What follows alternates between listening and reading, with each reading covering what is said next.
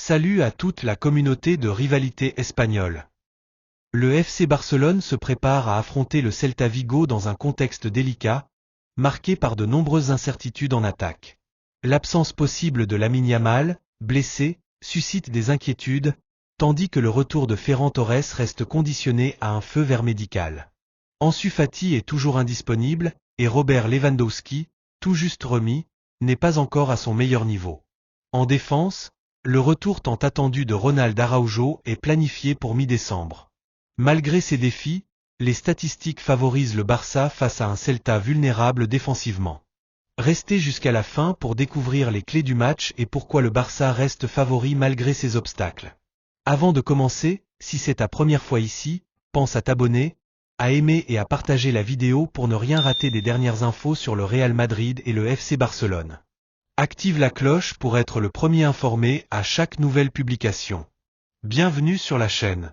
Le FC Barcelone se prépare pour un déplacement délicat au stade du Celta Vigo ce samedi, dans un contexte d'incertitude majeure concernant sa ligne offensive. La trêve internationale a laissé des traces, et les Blaugrana doivent faire face à plusieurs blessures de joueurs clés, ce qui complique la préparation du match. L'absence possible de Lamine Yamal, l'une des étoiles montantes du club, suscite de vives inquiétudes parmi les supporters catalans. Lamine Yamal, qui n'a pas été aligné après la rencontre face à Belgrade, est actuellement incertain pour ce déplacement. Le jeune prodige avait déjà manqué le match contre la Real Sociedad, une rencontre qui s'était soldée par une défaite pour le Barça. Les deux seules défaites du club en championnat cette saison ont eu lieu en l'absence de Yamal, soulignant son importance capitale pour l'attaque barcelonaise.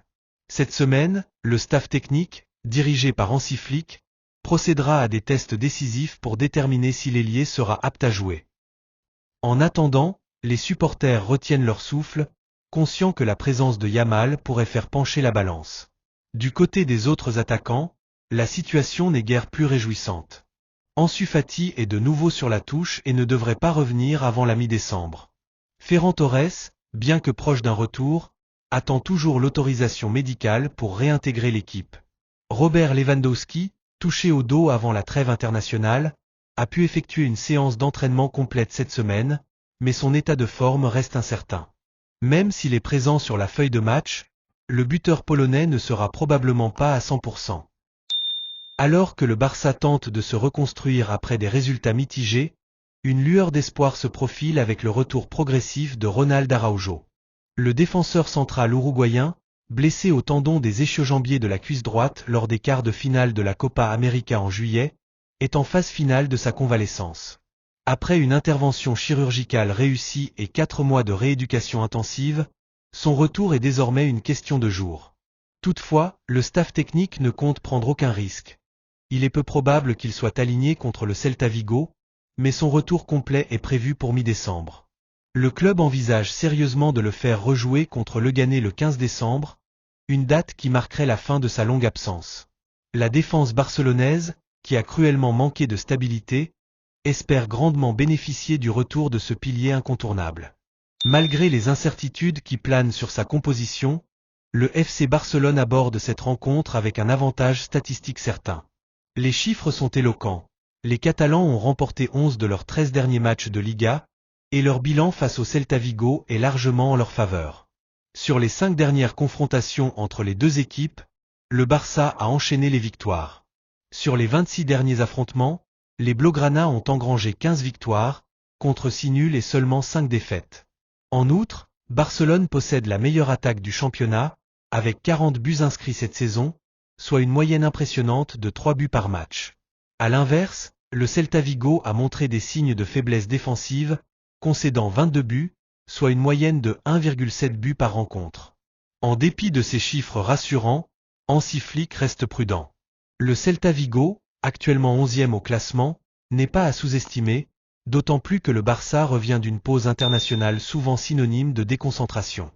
Les joueurs devront se montrer vigilants face à une équipe galicienne capable de surprendre, surtout à domicile. L'autre bonne nouvelle concerne Robert Lewandowski. Le buteur polonais, qui avait été contraint de se reposer en raison de douleurs dorsales, a repris l'entraînement cette semaine après 10 jours de rééducation. Sa participation au match de samedi dépend désormais du feu vert des médecins. Sa présence sur le terrain pourrait donner un avantage décisif à l'attaque barcelonaise, qui aura besoin de toutes ses forces pour venir à bout du Celta. Dans un contexte d'incertitude, le déplacement à Vigo s'annonce comme un test révélateur pour le FC Barcelone. La disponibilité de Lamine Yamal et la condition physique de Lewandowski seront des facteurs déterminants. Mais une chose est sûre, les Catalans ne peuvent pas se permettre de trébucher s'ils veulent conserver leur place de leader en Liga. Si tu as aimé cette vidéo, n'hésite pas à laisser un like et à t'abonner pour rester informé des dernières actus sur les deux rivaux espagnols. Merci pour ton soutien.